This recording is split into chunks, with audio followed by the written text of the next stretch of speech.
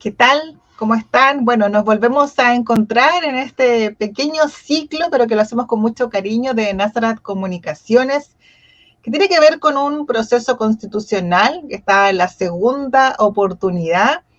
Y de alguna manera queremos conocer también quienes aspiran a cumplir el rol de consejero o consejera constituyente, conocer el rol que van a tener, la importancia que es que todos nos convoquemos este próximo 7 de mayo para poder participar.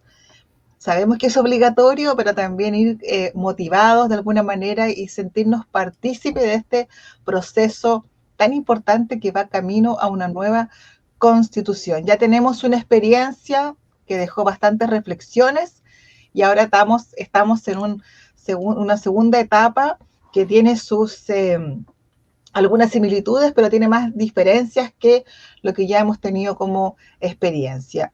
Vamos a compartir con Carolina Fernández Quesada. Ella aspira a ser consejera constitucional porteña de Playa Ancha, de la región de Valparaíso, y queremos conocerla porque tiene una mirada bastante particular de este proceso. Ella es profesora y además profesora de lenguaje antiguo castellano, pero también en el arte se desempeña como actriz, por lo tanto ha tenido acceso a trabajar en los territorios, en ciertos talleres, y queremos conocerla más y sobre todo hablar del arte y la educación, cómo se puede materializar esto en una nueva constitución que está muy legado. Recordemos que el arte ayuda a desarrollar todas las sensibilidades del ser humano. Así que bienvenida, Carolina, muchas gracias por aceptar esta invitación, que solamente tiene el objetivo desde nuestra agencia Nazaret Comunicaciones de poder ampliar el diálogo y poder también motivar a la gente que pueda participar este próximo 7 de mayo con mayor conciencia, y no solamente porque tiene que ir a hacerlo. Así que bienvenida. Muchas gracias, Victoria. Yo estoy muy contenta de estar acá y de poder difundir justamente este tema de las nuevas elecciones que se vienen ya este domingo. Entonces estamos a puertas de estas nuevas votaciones y es importante que la gente vote informada, así que también felicito tu iniciativa de transmitir todo esto a la ciudadanía. Bueno, muchas gracias.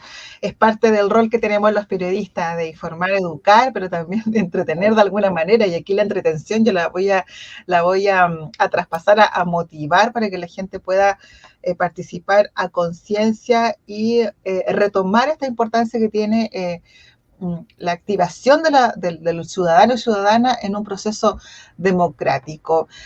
Lo dije, usted es oriunda de Playa Ancha, de porteña de corazón, de Valparaíso, pero poco quizás la conocen acá en la zona de la provincia de San Antonio, y aspira a ser consejera en el Distrito 7. Justamente podría representar a todos los sanantoninos y sanantoninas. Políticamente, usted es militante de un partido, pero quiero saber qué tan importante ha sido la política en su vida. Mira, yo nunca me había dado cuenta que la política era importante en realidad. Yo soy militante del Partido Comunista, pero desde el año 2018. Y la verdad es que mi experiencia de vida fue la que me llevó a militar en un partido, a integrarme.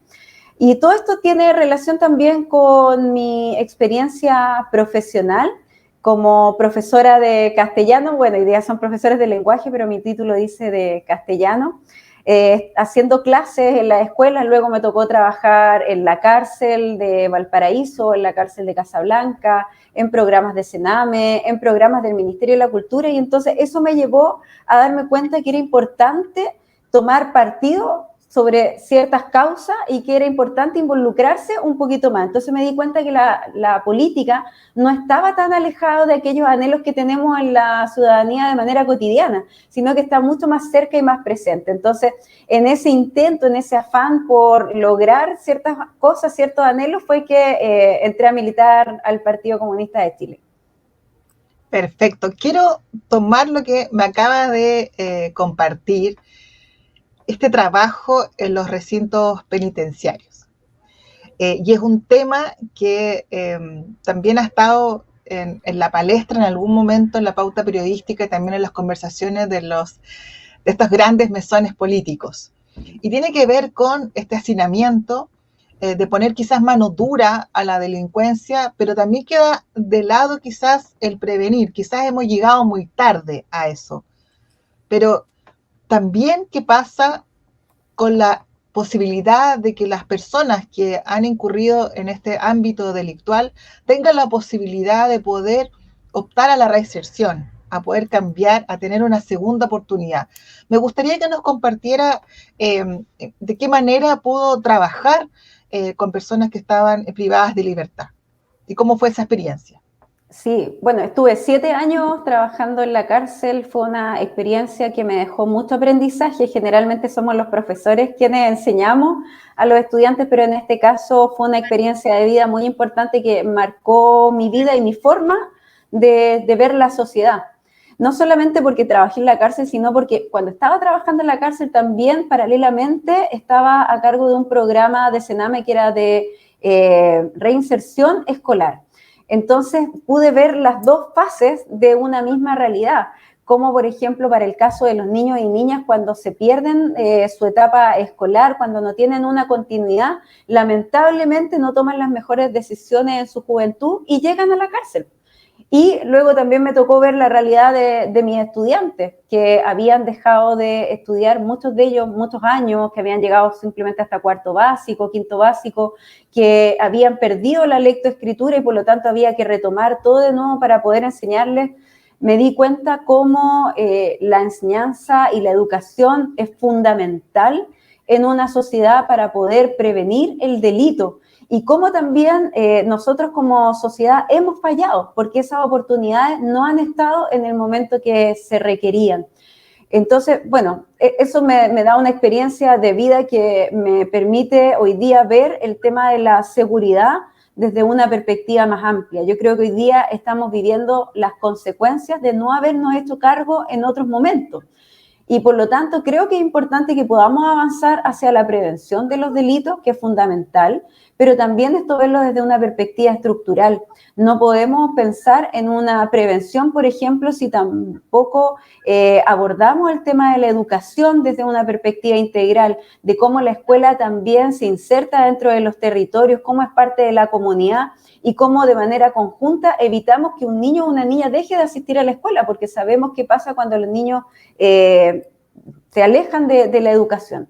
Y por otra parte, creo que hoy día no existen programas de reinserción social para las personas que han delinquido y ese es un tremendo tema, porque lamentablemente las cárceles hoy día no cumplen la función de reinsertar a las personas en la sociedad, no da oportunidades tampoco, otorga muchos momentos o áreas de formación para ellos y ellas, Entonces creo que debemos verlo desde una perspectiva global.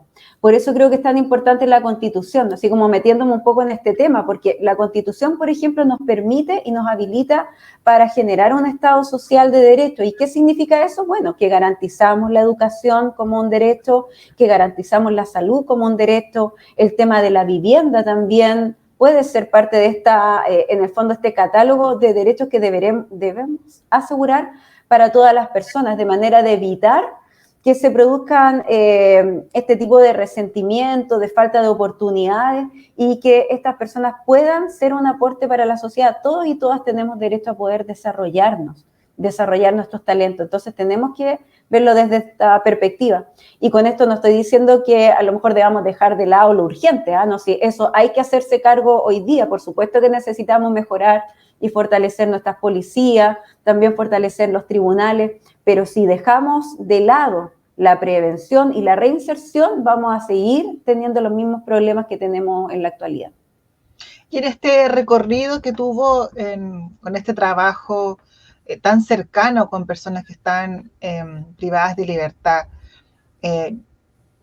no hay mucha intimidad con las personas porque hay que mantener un protocolo, pero la percepción que puedo tener usted como profesora, como a cargo de volver a entregarle una educación digna a estas personas que por algún motivo la dejaron, ¿cuáles son las causas de que por qué se elige este camino de la delincuencia?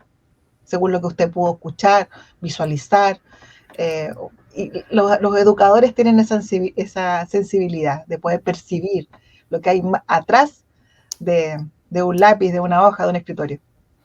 Mira, yo creo que parte por la familia. La desintegración de la familia es uno de los aspectos que conducen a las personas a un camino más delictual. el abandono. También es un aspecto que era recurrente en todos los estudiantes que yo tuve dentro de la cárcel. Generalmente eran niños que habían pasado de un cuidador a otro o que habían estado en centros de Sename, que no habían tenido una red de protección o que pasaban muy solos también, y eso los llevó a tomar malas decisiones en la vida.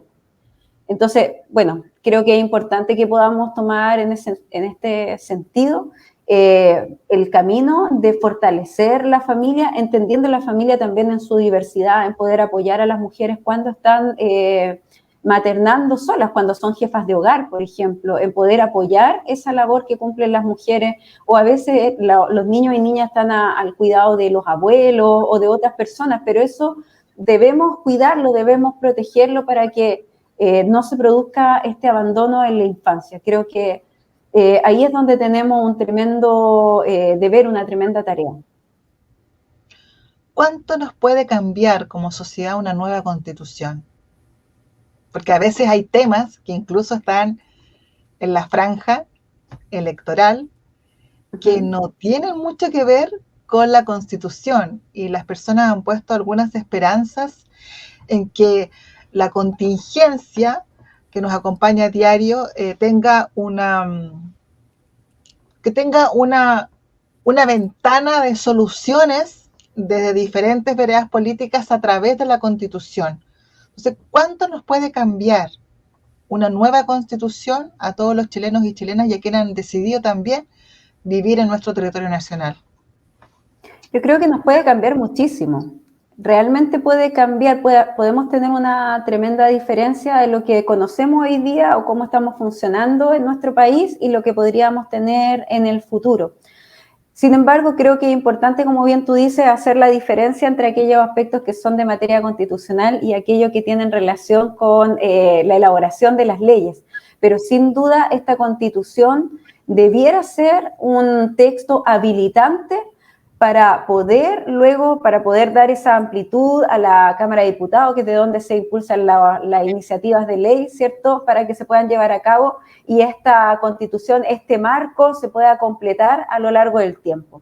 Pero también creo que es importante señalar que la escritura de una nueva Constitución es parte de un proceso. Todo esto no solamente tiene relación con aquello que vamos a vivir ahora, de escribir una nueva Constitución, sino con todo lo que viene después, las medidas transitorias. No es algo que va a ser de un día para otro, que creo que es importante señalarlo. No es que vamos a decir, ya, hoy día vamos a tener en la Constitución el derecho a la vivienda y al año siguiente todo el mundo va a tener vivienda. Eso no es así, eso sería mentirle a la gente.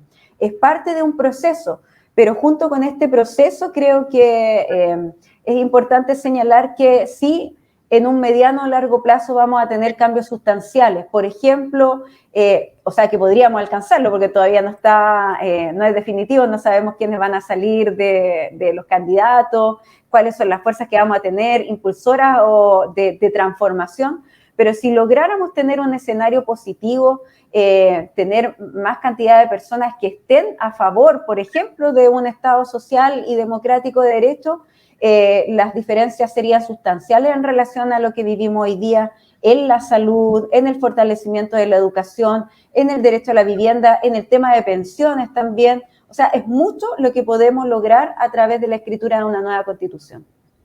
Perfecto. Y en lo personal, nos compartió que desde el 2018 recién ingresa a militar a un partido político que es el Partido Comunista. Su relación antes con la política sin militancia.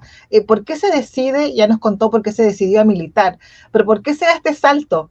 Generalmente las personas que quieren o acceden a un rol importante en la política pasan candidata a concejala o candidata a otras cosas, a core, y usted decidió darse este gran salto hablando como para poder entender y pues poder hablar con palabras incluso más fáciles, más cotidianas, para que la gente también se sienta parte de esta entrevista. Ha sido un desafío, me imagino, bastante amplio para usted. Claro, bueno, la candidatura llegó de sorpresa, la verdad, no fue algo que yo dijera, hoy quiero ser candidata a constituyente, pero sí he ido aprendiendo en mi partido, que es el Partido Comunista, que es bastante disciplinado, es famoso por ser disciplinado, que yo dije, bueno, si me piden que, no sé, anime un evento del partido, lo voy a hacer, si me piden que colabore poniendo sillas, lo voy a hacer, pero en esta oportunidad el partido me solicitó ser candidata.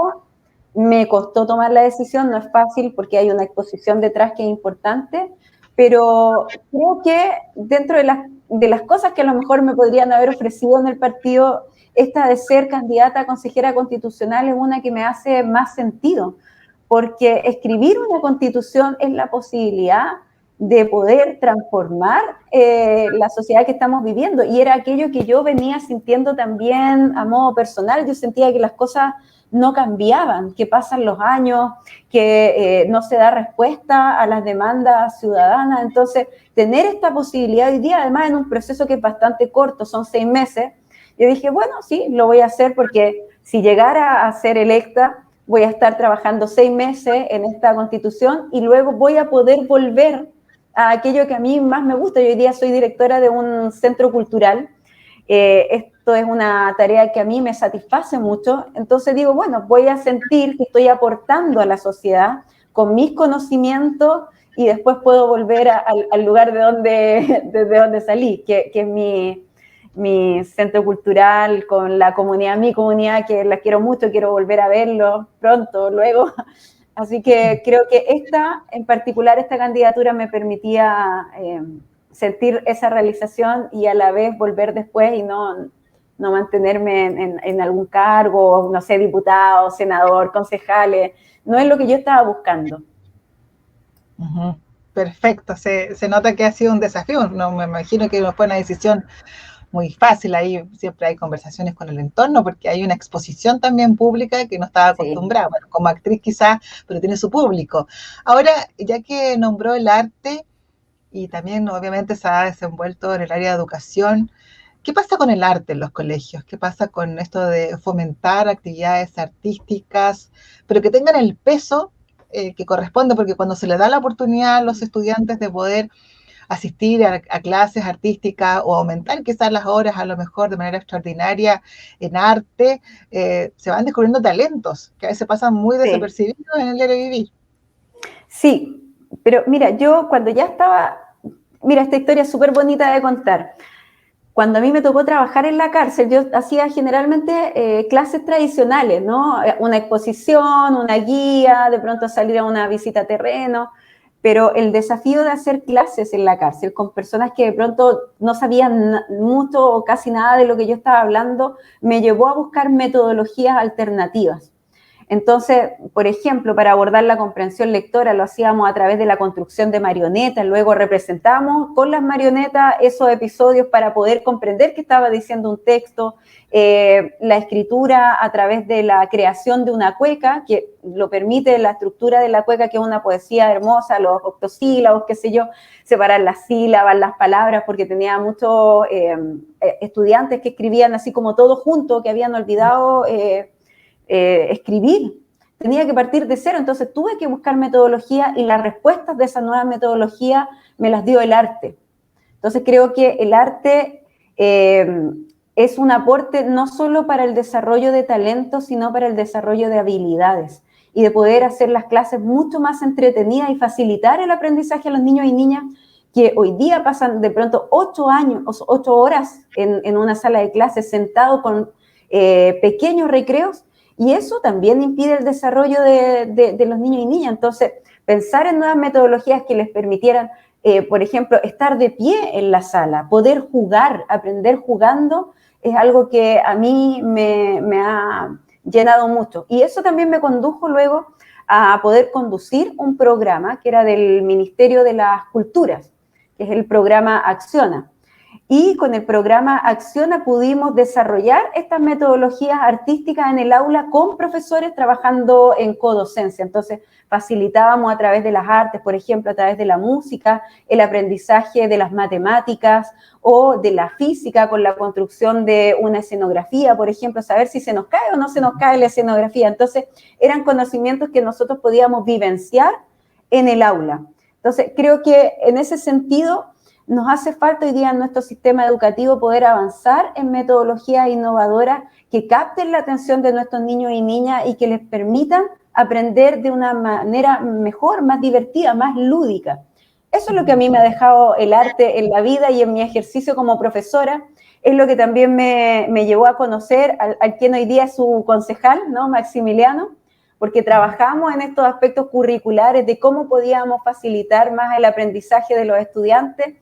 Y bueno, fue lo que me llevó también luego a trabajar en el centro cultural que estoy hoy día, en donde tenemos un programa que se llama Arte al Aula y en donde hemos desarrollado y hemos profundizado en estas metodologías artísticas al servicio de los procesos educativos. Perfecto. Bueno, y continuando con este camino, el que usted ha decidido transitar hacia una nueva constitución, todo se va a ver el 7 de mayo, vamos a ver cómo va a estar la participación ciudadana y después los resultados también. Pero si nos vamos a la primera etapa, digamos que fue, ya conocemos todos el resultado, ¿cómo lo percibió usted? ¿Cómo se sintió con los resultados? Yo debo decir que fue una decepción. Yo esperaba que nos fuera mejor.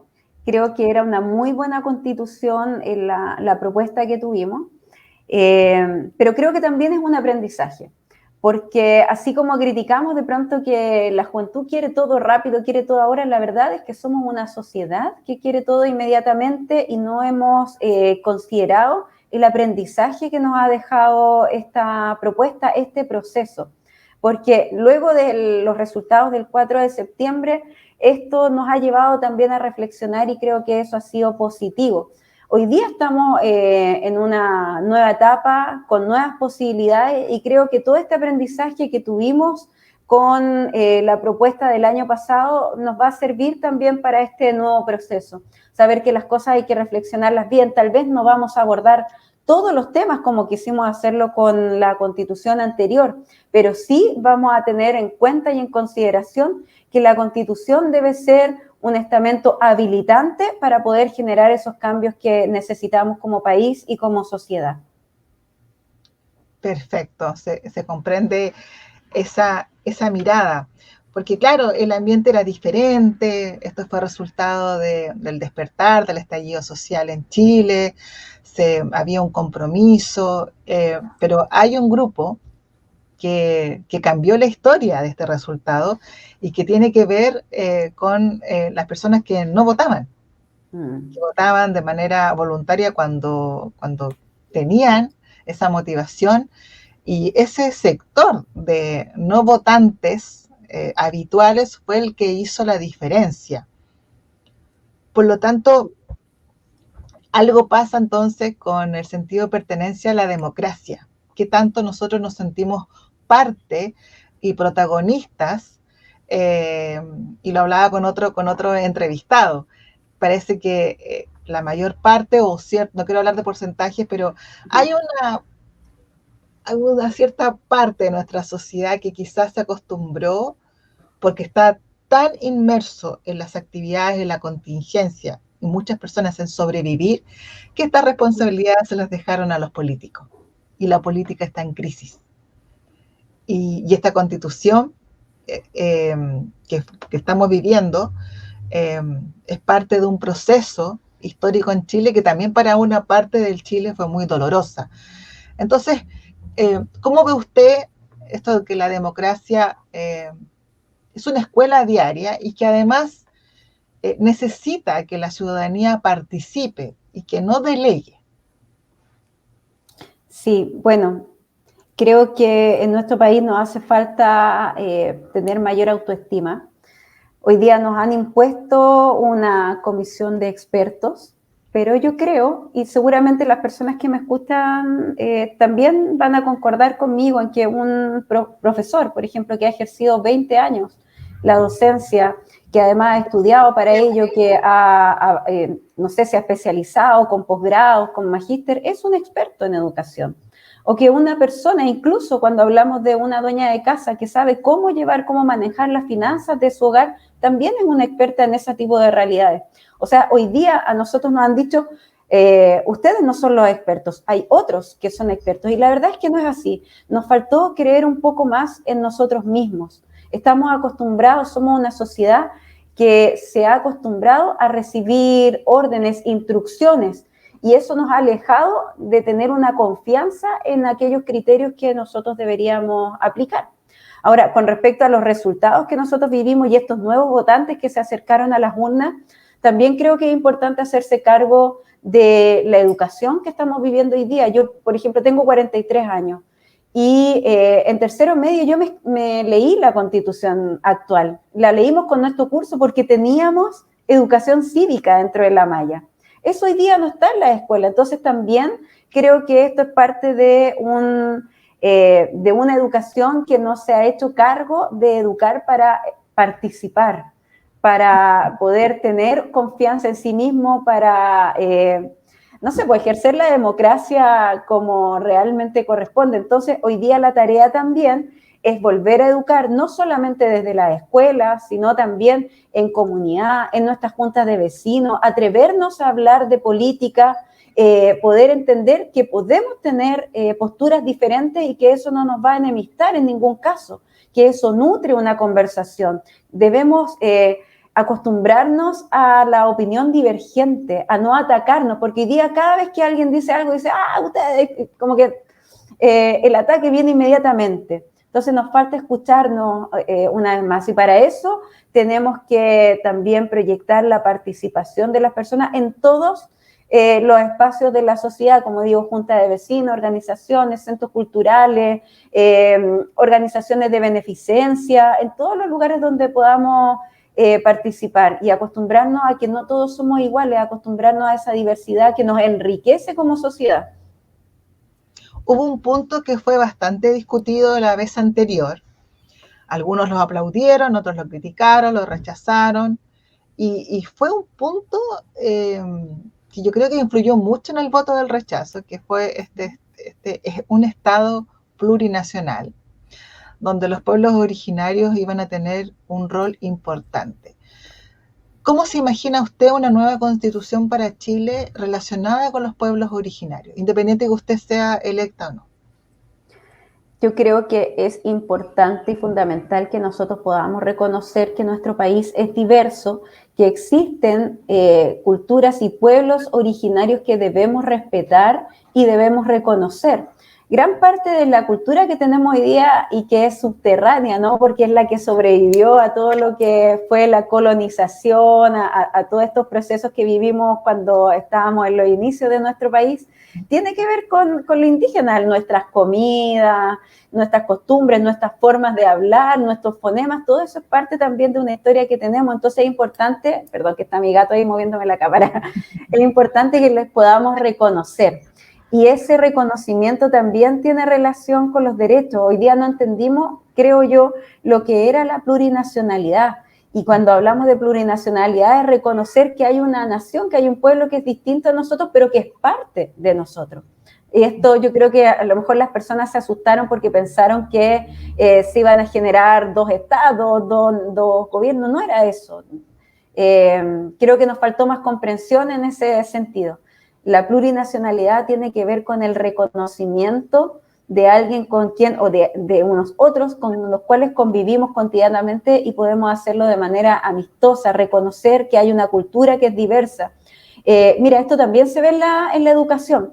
Por ejemplo, cuando un niño o una niña es indígena, es mapuche, tiene sus propias costumbres, y al momento de responder frente a un sistema educativo no siempre van a responder de la misma forma que un niño o una niña que está viviendo en un mundo más urbano, a lo mejor si esta persona viene de un mundo más rural, tienen una forma distinta de plantearse frente a la vida. Entonces, ese reconocimiento permite la comprensión y también la integración de todas las personas. Bueno, entonces creo que en esta Constitución se debe reconocer y avanzar hacia la valoración de nuestros pueblos originarios, entendiendo que Chile es uno solo y que somos finalmente un solo pueblo, pero un pueblo que es diverso. Si fuera electa el próximo 7 de mayo, que los resultados fueran favorables para usted,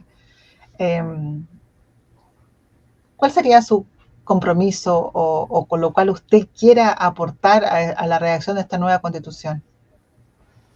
Sí, bueno, para mí es muy importante que podamos efectivamente lograr instaurar este Estado social y democrático de derechos, porque creo que es la base de todo. Es la base, por ejemplo, de los problemas que tenemos en la actualidad, los problemas de salud, sobre todo de salud mental y otro tipo de contingencias que estamos viviendo. Si logramos dar respuesta a estas demandas que son históricas, vamos a efectivamente tener un avance en nuestra sociedad. Por lo tanto, yo creo que eso es fundamental, el Estado social y democrático de derecho, avanzar también hacia una descentralización de las regiones, creo que es fundamental, la estructura, cómo nosotros vamos a funcionar de aquí en adelante, poder darle mayor facultades a los municipios, a los gobiernos regionales, para que puedan llevar a cabo las iniciativas que se requiere en los territorios, para poder llevarlas también con prontitud, porque cuando tenemos un gobierno muy centralizado, lo que hace también es que nos retrasa mucho las mejoras que podemos realizar. Entonces es importante también avanzar hacia la descentralización, facultar también a los ciudadanos y ciudadanas para que puedan tomar decisiones respecto de aquello que ocurre en los territorios, poder también avanzar hacia que las riquezas que se generan en las regiones puedan quedar en las regiones, cuestión que nos permita también financiar estos derechos, porque estamos diciendo, bueno, garanticemos la vivienda como un derecho, pero ¿cómo vamos a financiar eso? Tiene que ver también con que las empresas puedan tributar en las regiones donde residen. Si fuera así, San Antonio solucionaría una cantidad importante de problemas teniendo el puerto principal hoy día de nuestro país. Así es. Bueno, muchas gracias por compartir este espacio. Quizás nos podemos volver a encontrar en otra oportunidad para ver los resultados, sean cual sea, pero ver también, si no es consejera, quizás ver de lejos, desde afuera, digamos, esta mirada, y ojalá que si le va bien podamos también reunirnos para que nos vaya transparentando también cómo va este proceso. Ha sido un gusto y espero tener una nueva oportunidad para poder compartir con usted una entrevista y también transparentar, quiero utilizar muy bien esa palabra, transparentar este proceso para todos los ciudadanos chilenos y chilenas. Así que muchas gracias. Muchas gracias. Yo simplemente, antes de despedirme, me gustaría invitar a todas las personas de San Antonio a votar con responsabilidad. Este es un derecho que nos hemos ganado con el tiempo. Las mujeres, por ejemplo, no podíamos votar hace años atrás. Entonces, honrando la memoria de nuestras abuelas, para el caso de las mujeres, tenemos que ir a votar con responsabilidad, con conocimiento de causa, por un mejor país. Esto es responsabilidad de todos y todas. Así que no se olviden este domingo de ir a votar y ojalá vote por mí, Carolina Fernández, de 17 con D de Derechos y de Dignidad. Bueno, muchas gracias.